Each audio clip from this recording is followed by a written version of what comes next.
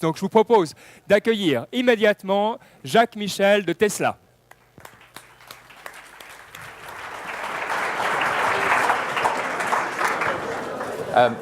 Merci pour l'accueil. Bonjour à tous. Donc je vous remercie beaucoup pour l'invitation au Créa Digital Day pour 2015.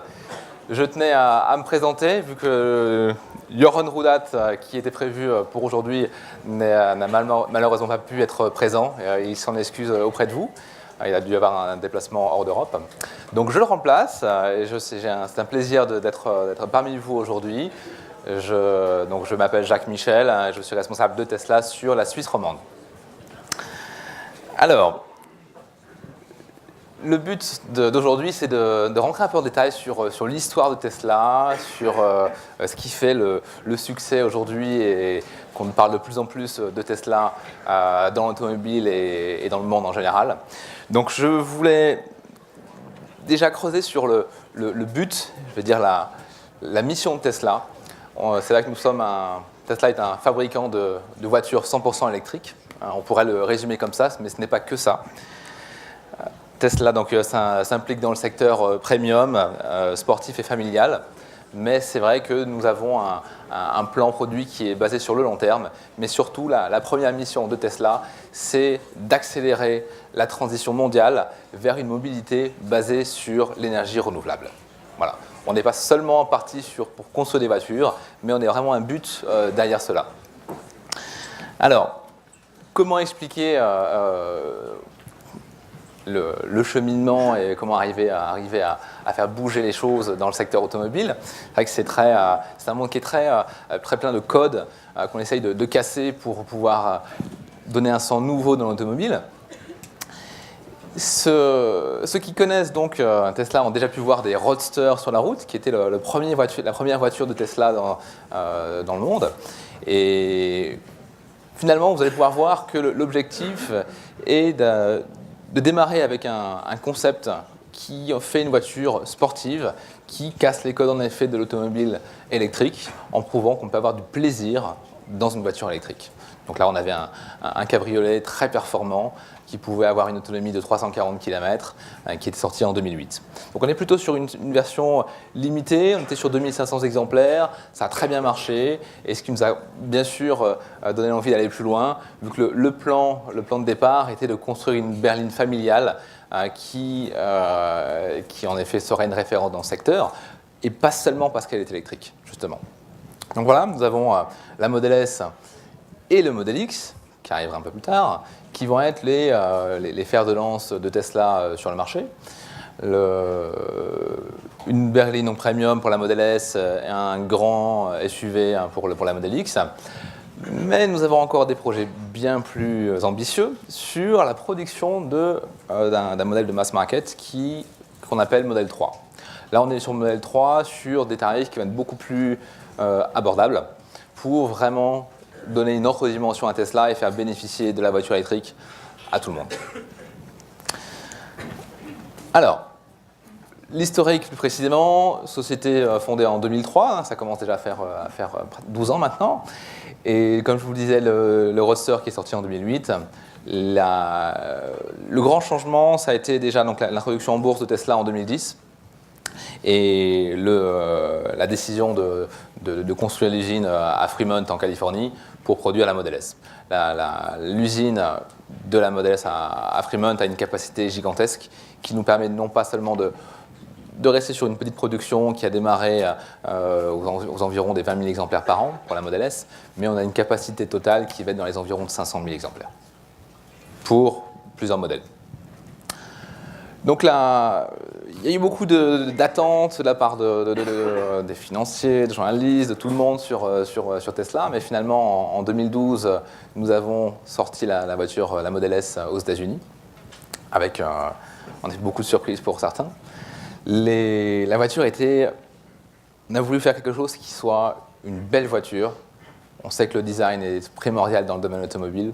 Et le but est d'avoir une voiture performante, familiale, énormément de place, pour pouvoir justement se dire, mais on a une voiture qui coûte l'équivalent d'une voiture thermique, sauf qu'elle procure un plaisir encore plus important. Mais surtout, le coût d'utilisation d'une voiture électrique va être extrêmement faible. Donc c'est pour ça qu'on a une période d'éducation aussi pour nos clients qui leur permettent de détailler tout ceci. Mais c'est quelque chose qui commence déjà à rentrer dans les mœurs pour comprendre le cheminement de la voiture électrique. En 2013, la première chose, c'est qu'on a eu beaucoup de félicitations, de récompenses vis-à-vis de Tesla, donc la meilleure voiture de l'année. Nous avons également fait les crash tests aux États-Unis qui sont excellents avec 5 étoiles. Et tout ceci, j'en reviendrai par la suite, tout ceci continue à évoluer. La grande évolution en 2014, c'est que c'est l'année où nous avons démarré aussi la vraie expansion d'un réseau de superchargeurs. Qu'est-ce qu'un superchargeur ? C'est un chargeur extrêmement rapide qui permet de charger une voiture électrique avec une autonomie importante en très peu de temps. Pourquoi ? Une voiture électrique, tout le monde a l'idée d'autonomie limitée, avec un temps de charge important. On ne peut pas en faire la voiture principale, ça pourrait être la seconde voiture, mais ce qui n'est pas le cas. Donc on essaie vraiment de changer tout ceci. Et l'évolution des superchargeurs permet d'avoir une autonomie entre 400 et 500 km avec une charge de 45 minutes sur un réseau autoroutier que Tesla développe soi-même. Donc, il y a une mention également des Gigafactory, j'y reviendrai par la suite. La Gigafactory permettra de réduire encore le coût des batteries, qui a un coût assez conséquent aujourd'hui, et qui va permettre d'aller encore plus loin vers la réduction des coûts d'une Tesla pour avoir une voiture un peu plus abordable. Donc aujourd'hui, les superchargeurs sur l'Europe, on est environ à une bonne centaine, qui sont placés de manière stratégique. J'y reviendrai également plus tard. Et donc là, 2015, nouvelle année qui démarre. On va enfin voir l'avènement d'un modèle qui est très attendu, particulièrement en Suisse, il est vrai, qui est un grand SUV, encore tout électrique, qui sortira plutôt vraiment en toute fin d'année, voire un peu plus tard. Mais là, on est sur un plan qui est déjà très précis, avec, comme vous voyez, des portes assez particulières. J'y reviendrai également. Alors, la Model S, j'y reviens, tout à fait électrique. Donc, on ne parle pas d'un modèle hybride, il n'y avait aucun moteur thermique à l'intérieur. Vous avez une accélération qui peut bluffer certains dans la nouvelle version que nous venons de développer, qui est 4 roues motrices. Nous avons une accélération équivalente à une supercar, c'est-à-dire un 0 à 100 en 3,4. Bien sûr, on n'a pas forcément besoin de cette puissance. Nous avons également des versions un peu inférieures, mais vous avez l'équivalent de 700 chevaux dans cette voiture. Ce n'est pas la voiture qu'on a en essai aujourd'hui, elle arrivera un peu plus tard, mais c'est pour vous donner un ordre d'idée de ce que veut faire Tesla. C'est vraiment une voiture plaisir. Là, les puissances développées vont entre 380 et 700 chevaux. Une vitesse maximum limitée à 250 km/h, je pense qu'on est dans ce standard dans le domaine premium. Mais surtout, une capacité de stockage, une capacité de chargement qui est importante vu que nous avons 2 coffres. C'est-à-dire que vous avez le coffre classique arrière, un coffre également devant, ce qui fait c'est vrai que la première question que beaucoup ont, c'est où est le moteur ? On arrive à faire ce qu'on appelle le skateboard, donc une plateforme qui vient directement cacher les batteries, mais surtout en faire un avantage également au niveau de la tenue de route, c'est-à-dire que la tenue de route est excellente. Vous avez la majorité du poids qui est concentré sur le bas, et les moteurs qui vont être au niveau des essieux. Pour la 4 roues motrices, ce sera 2 moteurs, donc un à l'arrière dans l'essieu arrière et l'autre sur l'essieu avant, et qui va permettre de gérer la puissance de manière optimale. L'autonomie, on parle de jusqu'à 500 km d'autonomie. Donc c'est de loin la meilleure voiture électrique dans le domaine de l'autonomie, hein, ça c'est clair. Et la consommation va encore en se réduisant, ce qui est assez important. Là, paradoxalement, la 4 roues motrices va consommer moins que la version d'origine qui est propulsion, parce qu'on arrive à faire de la récupération d'énergie sur les deux essieux. Là, on est un peu trop dans la technique. Alors, imaginez une voiture qui va s'améliorer avec le temps. C'est-à-dire que nous avons choisi de faire bénéficier nos clients de la recherche permanente qui a lieu sur nos voitures. Donc, la voiture est dotée d'un certain nombre de systèmes qui sont dotés dans la voiture, qui vont rester, mais nous proposons des mises à jour, finalement comme un iPad, un téléphone, qui vont permettre de rajouter des nouvelles fonctions. Donc, ce sont des petites surprises qui arrivent au fur et à mesure. Nous venons récemment de mettre à jour un système de radar adaptatif avec énormément de petites choses qui vont faciliter la vie. Nous avons maintenant le calendrier qui va s'ouvrir sur votre voiture, l'accès Internet qui est disponible dans toute l'Europe. Et on essaye de extrêmement être en relation avec nos clients pour savoir ce qu'ils aiment, ce qu'ils voudraient dans leur voiture et à faire améliorer cette voiture. Alors, 2013, les récompenses qui attestent que la voiture n'est pas qu'un pavé dans la mare unique, mais je vais rajouter comme récompense actuelle les crash tests européens, auquel la voiture a obtenu 5 étoiles. Donc on est vraiment sur des standards différents sur les US et sur l'Europe. Et malgré ça, la voiture est parmi les plus sûres au monde. Malgré l'absence de moteur, qui peut parfois se dire comment va résister la voiture, on en fait un avantage. Justement, on va pouvoir recalculer les méthodes les zones de déformation. Donc aujourd'hui, Tesla... Je vous parlais de 2500 voitures livrées avec la Roadster. La Model S, on est à peu près plus de 40 000 voitures livrées. C'est vrai qu'on a une production qui va en augmentant. Donc, nous avons prévu entre 40 000 et 50 000 voitures pour l'année 2015 désormais. Donc là, nous pouvons également améliorer encore le rythme de production, sachant que nous avons toujours une capacité qui est importante.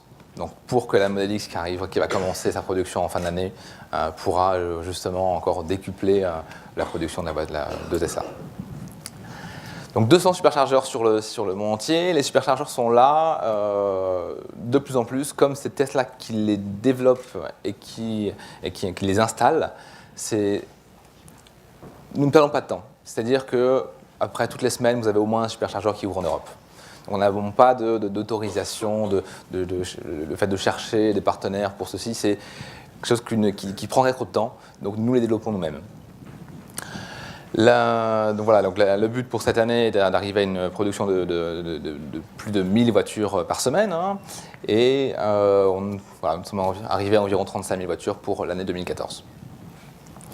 Alors, le nombre d'employés, ça évolue tellement, c'est tellement rapide que je pense qu'aujourd'hui on est arrivé à plus de 6 000 employés encore. Et l'ouverture de stores et de service centers est continue.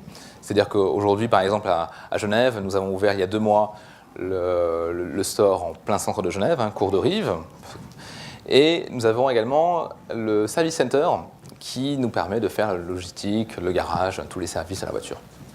Alors ça, c'est ce qui est récent. Nous avons Berne également et Lugano qui sont en projet pour cette année.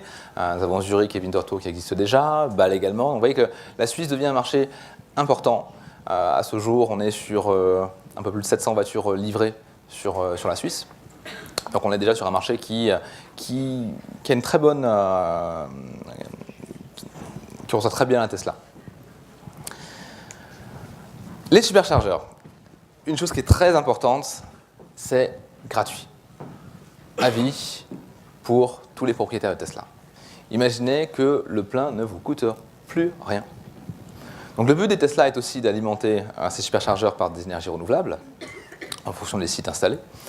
Mais une demi-charge en 20 minutes, 80% en 45 minutes, vous n'avez plus à payer votre plein.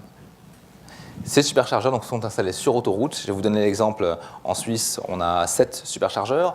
On a un qui est assez proche de Genève, un autre à Estavayer-le-Lac, à Martigny, du côté de Bâle, vers Zurich très bientôt, Lucerne, Saint-Moritz, et j'en oublie. Donc voilà, le but est vraiment de pouvoir donner la possibilité de faire des longs trajets, sachant que même sans charger la voiture, vous allez pouvoir faire près de 500 km en une journée. C'est assez rare, mais le jour où vous voulez faire un long trajet, vous pouvez déjà aller, je dirais même dans le sud de la France, en vous arrêtant sur les superchargeurs que nous avons sur autoroute.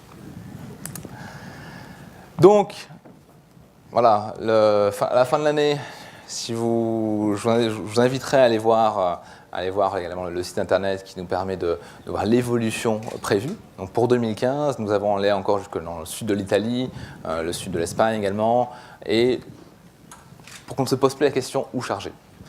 Sachant que ces superchargeurs, même s'ils sont exclusifs à Tesla, pour des raisons de puissance développée qui est immense par rapport à toute autre voiture électrique, il est toujours aussi possible d'utiliser d'autres réseaux. Donc le réseau de recharge, Tesla a choisi le standard européen qui s'appelle Type 2 et qui permet d'utiliser, donc de charger aussi cette Tesla sur toutes les bornes électriques. Vous pourriez aller charger chez des bornes de concurrents de voitures électriques. Ça, il n'y a aucun souci. À la maison, c'est simple, vous pouvez la charger sur une prise standard. On va conseiller du triphasé pour pouvoir avoir une charge raisonnable en à peu près 8 heures. Mais il est très simple de rentrer chez soi et de pouvoir charger sa voiture. L'évolution, donc là on a plus de maintenant 110 superchargeurs, hein, si je ne me trompe pas. Nous avons également un superchargeur qui a ouvert en Chine, donc nous continuons encore le développement aussi hors des frontières. Et alors, en dehors du fait que Tesla a le type de charge la plus rapide, et c'est aussi l'expansion est aussi la plus rapide. Donc en effet, on devrait doubler, voire tripler ce nombre en Europe d'ici la fin de cette année. Donc ça va extrêmement vite. La Gigafactory, qu'est-ce que c'est? C'est en effet la grande usine qui nous permettra de réduire les coûts de la production des batteries et qui va donc nous permettre de produire la Model 3, qui sera une voiture un peu plus petite, plus abordable, qui devrait être à peu près à un prix de 50% moins cher que la Model S actuelle. La Model S va tourner autour des 100 000 francs pour une voiture bien équipée, même si on démarre à 70 000 francs. Donc le but, c'est de regrouper sur un site gigantesque, c'est vrai, là nous avons travaillé en partenariat avec Panasonic, la production de ces batteries, sachant que ce site, en 2020, sera capable de produire autant de batteries que l'année 2013 a produite de batteries sur le monde entier. Donc on est vraiment sur quelque chose qui est gigantesque et qui nous permettra de réduire tout ceci. La Model X, je ne vais pas trop en parler, on est encore au stade de prototype sur ce secteur.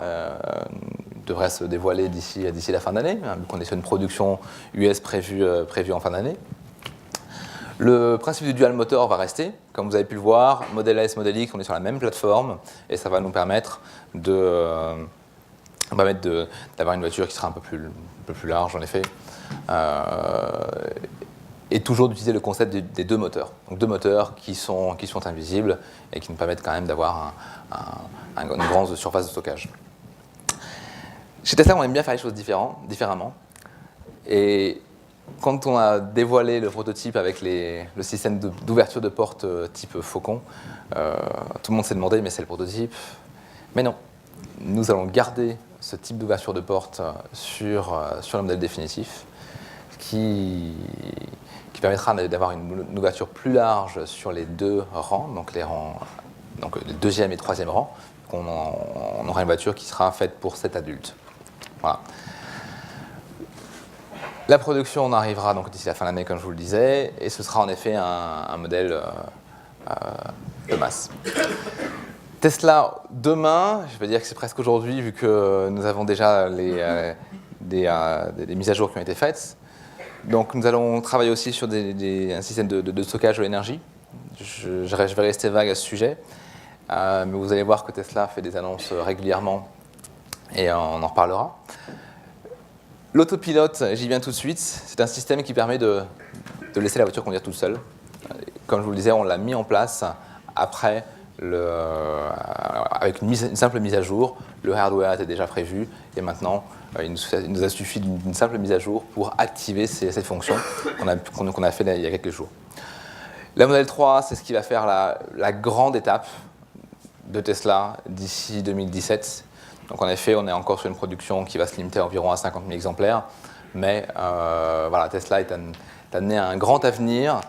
Et la Model 3 sera vraiment le côté déterminant sur l'avènement de la voiture électrique et une voiture plus bon marché qui permettra vraiment de choisir une voiture électrique qui aura le même coût qu'une voiture thermique, mais qui aura un coût qui restera un coût d'utilisation qui restera extrêmement intéressant.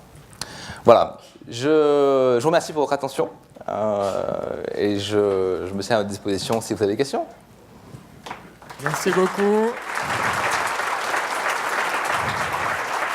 On a reçu une question intéressante par Twitter. On sait que Tesla a cet esprit d'ouverture, en particulier sur les brevets qui sont à disposition, ce qui n'est pas un coût unique, mais qui aide à l'adoption de technologies.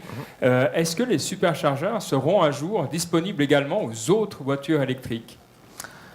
On en parle, c'est vrai. Pour l'instant, c'est plutôt la puissance qui empêche les autres constructeurs d'assimiler cette puissance sur leur voiture électrique. Le connecteur étant identique au format européen, l'avenir nous le dira. D'accord, donc il n'y a pas de restriction propriétaire, comme on a pu connaître dans d'autres choses. Pour l'instant, c'est plutôt un problème de puissance qui fait qu'en effet, il y a ce problème d'acceptation d'autres voitures. Mais c'est vrai que l'avenir nous dira si l'ouverture sera faite en fonction des négociations avec d'autres constructeurs. D'accord. Alors on a le temps pour une question rapide. Qui a la question la plus brûlante? C'est le moment de sauter de votre siège pour la poser. Bon, tout le monde a envie d'aller faire le test drive. Voilà, oui. Car industry and Internet of Things. Yep. Donc c'est comment Tesla intègre le Internet of Things, comment c'est intégré à l'expérience digitale. Alors, Tesla intègre en effet un accès à Internet dans sa voiture. Après l'expérience de Internet pour la découverte de Tesla, c'est vrai qu'on travaille régulièrement sur le site Internet qui est géré directement depuis notre headquarter. Et c'est vrai que c'est important d'avoir un retour permanent. Mais nous vendons exclusivement nos voitures sur Internet. C'est-à-dire que nos stores ne servent que de barrières pour pouvoir expliquer la voiture, pour la faire essayer, mais la commande se fait aussi exclusivement sur Internet. Ok, très bien, merci infiniment. Alors, on rappelle qu'on peut aussi aller tester à l'agence, si on veut. Tout à fait, moi je vous invite pour tous les curieux, je crois que c'est une expérience qui est nécessaire pour pouvoir se rendre compte de l'évolution de la voiture électrique. Et je me tiens à votre disposition avec mon collègue qui est ici aujourd'hui, pour ceux qui voudraient éventuellement nous accompagner pour un essai passager, pour une découverte, si on a le temps. Et puis, je dis félicitations aux gagnants pour l'essai de tout à l'heure que vous dévoilerez tout à l'heure. Voilà, excellent, merci beaucoup. Merci à vous.